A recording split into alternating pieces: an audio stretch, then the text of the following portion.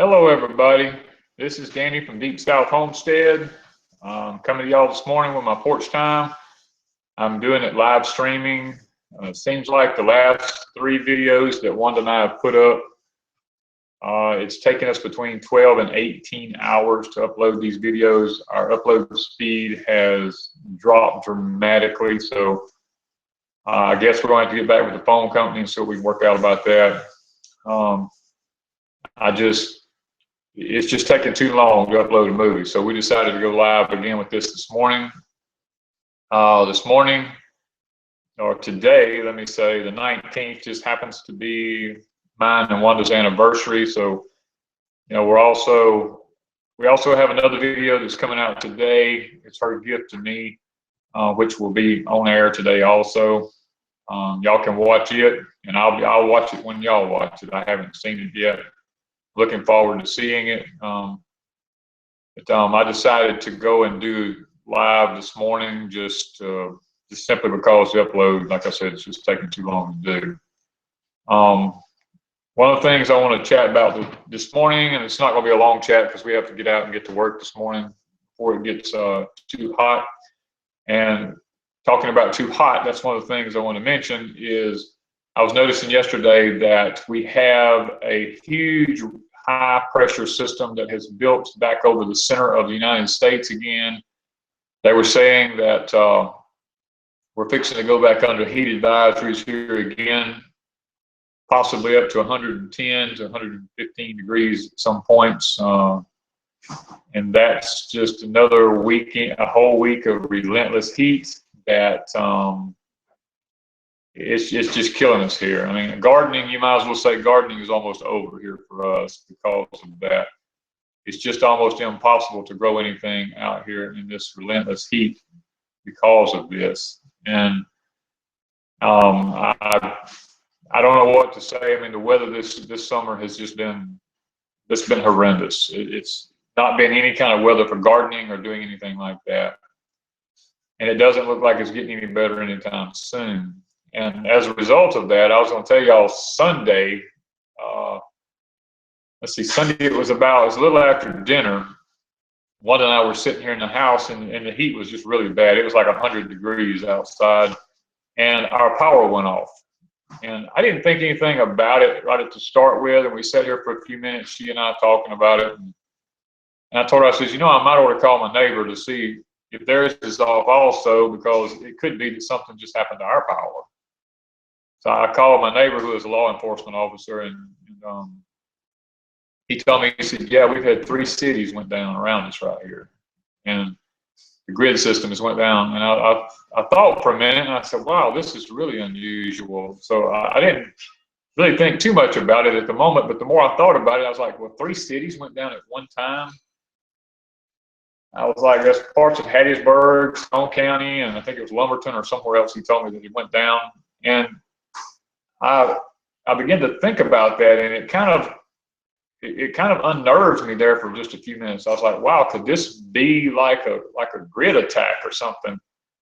So Wanda and I went out on the porch, because that's usually what we do a lot of times, is go out on the porch. Even though it's hot, we'll go outside and sit on the porch for a few minutes, and then when we come back inside, it seems like it's extremely cool in the house. And we had done that, and while I was out there, I told her, I said, I need a drink of water. And I came in to get a drink of water. Well, there was no electricity, so my pump wasn't running, and I couldn't get a drink of water. And I went back out. I told her, I said, I can't even get a drink of water here. And she said, well, don't worry about it. We've got bottled water. And I told her, I said, that's not the point. I said, the point is, without the power, I can't even get a simple drink of water.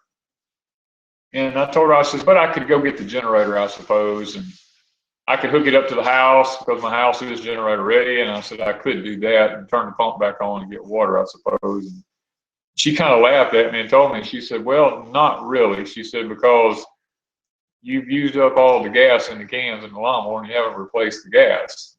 And I was like, oh. And I thought for a minute, and I was like, wow, I'm not really as prepared as I thought I was. And I told her, I said, well, what if this is real? what would we do next? I mean, what would happen then? And we sat and talked about it for a few minutes. Of course, we came back inside because it had gotten so hot, and it seemed like the house was just extremely cold after being out in 100-degree temperature. And we sat here for a few minutes and talked, and then we went back outside again on the porch, and we began to lay out the scenario of the things that we probably would need to start doing. The first thing would be we have 3 freezers full of food, and we would need to go cover them with quilts and blankets and stuff to try to preserve the temperature as long as we could. If this had been an actual emergency, where would we begin? And we sat and thought about it, and I told her, well, the first thing is we're going to have to go through the freezers, and we're going to have to start getting the food out that's going to deteriorate the fastest, and we're going to start canning it. And she made the comment to me. She said, well, you know, we haven't filled up all the gas bottles, so we can can some, but the gas bottles are out of gas. And I was like, oh, well, then we're really not as prepared as I thought we were. I said, but we have the rocket stoves. We have the 6-inch rocket stoves, and we have the 4-inch rocket stoves. We began to sit and talk about that, how that we could use the canners on them to go ahead and start doing our canning. And we realized that it's by then it was over 100-degree heat index outside. And she said, do you know how hot that's going to get outside sitting with a rocket stove, even though we're under a shade? And we've got to have a crap load of sticks to be able to keep these rocket stoves going long enough to can something. And not only do you have to have one thing going, you have to heat the lids, you have to heat the jars, and then you have to have the canner going.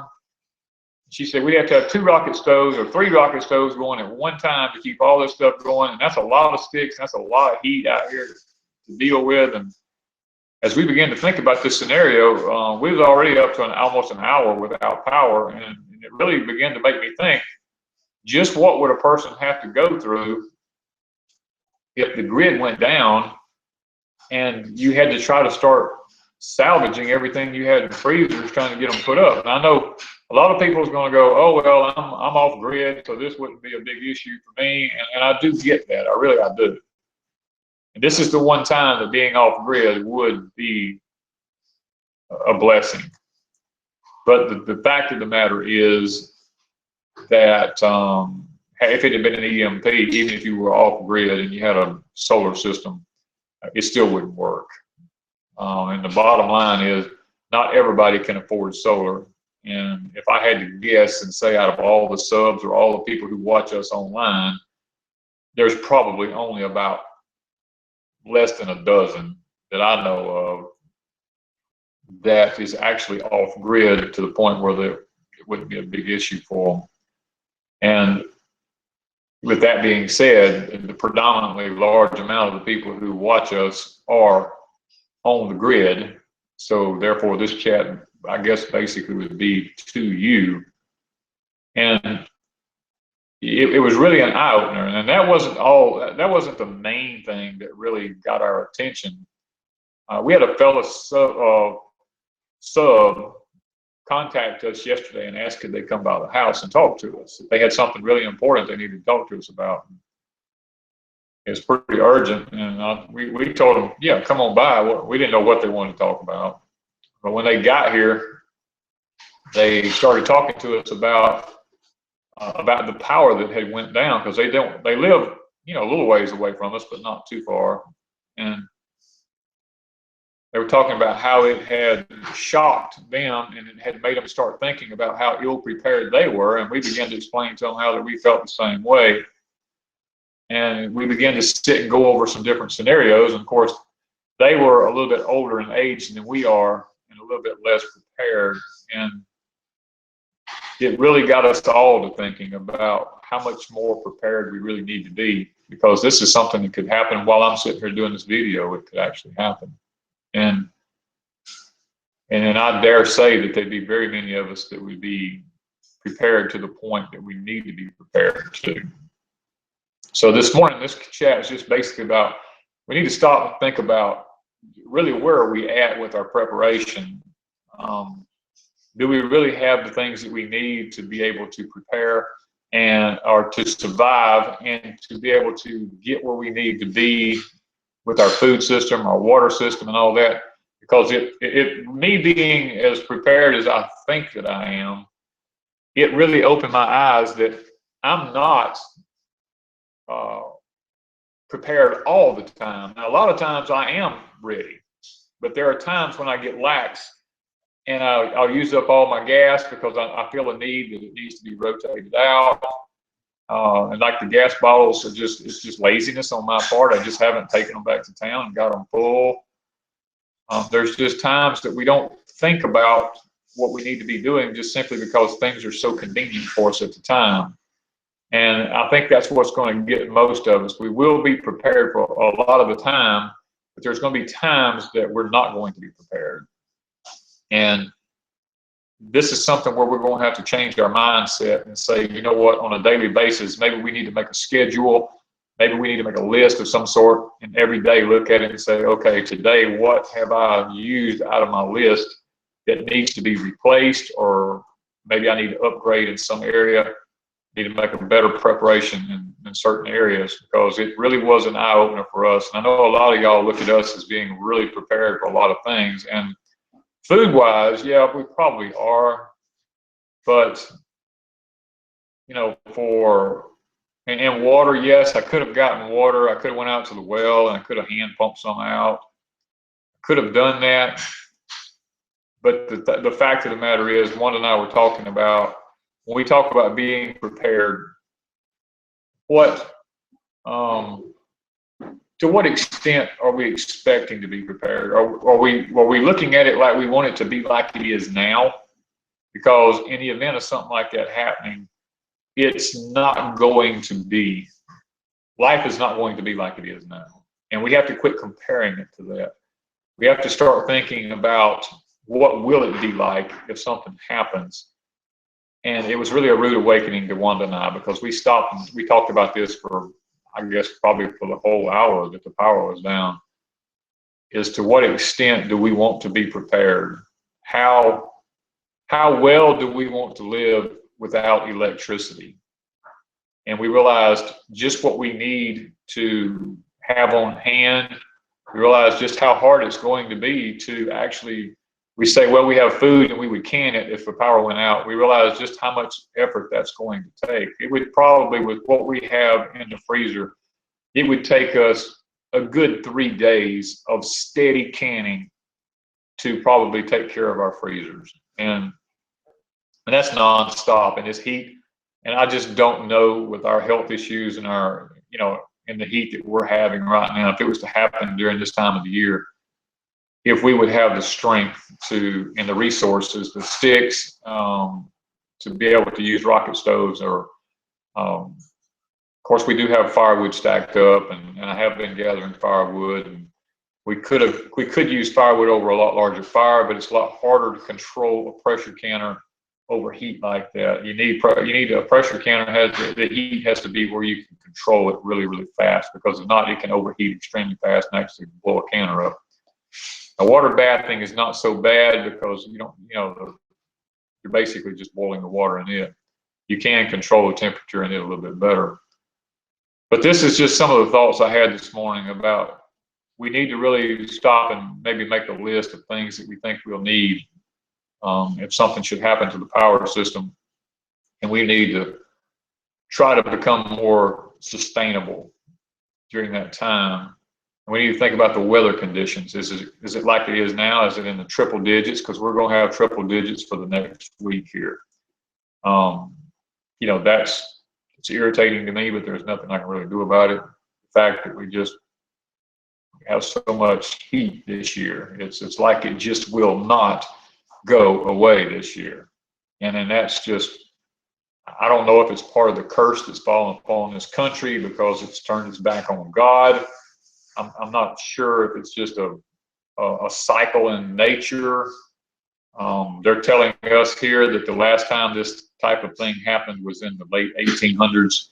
And then there are some times that they said that some of the things that we're facing with the heat has never even been recorded. So I don't know if it's a historical thing, if it's cylindrical, or if it's happening in a cycle.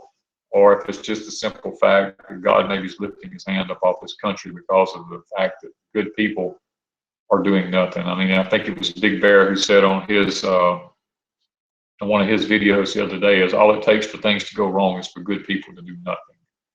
And I really get that. And I agree with him on that, because I think what's happened is a lot of good people in this country have actually done nothing whenever they should have been doing something.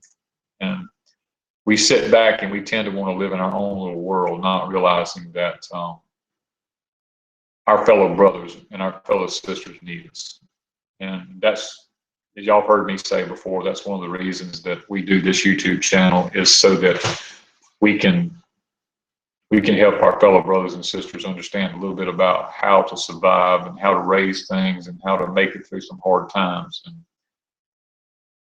I guess that's about enough this morning. I got to eat because I think, I have to eat real early in the morning because of the physical issues I have. So I need to get off of here, I reckon, and go try to see if I can't get something to eat before I actually get sick. And so I'll tell y'all how much we love you and how much we appreciate you.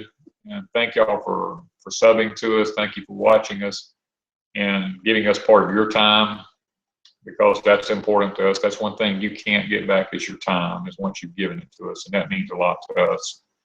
And plus, today's my anniversary, so I've got a lot of things to get done today and spend some time with Wanda.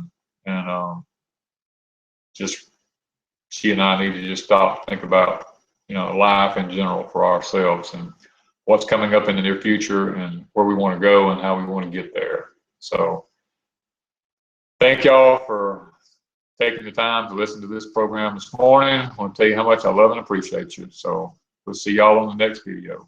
Thank you.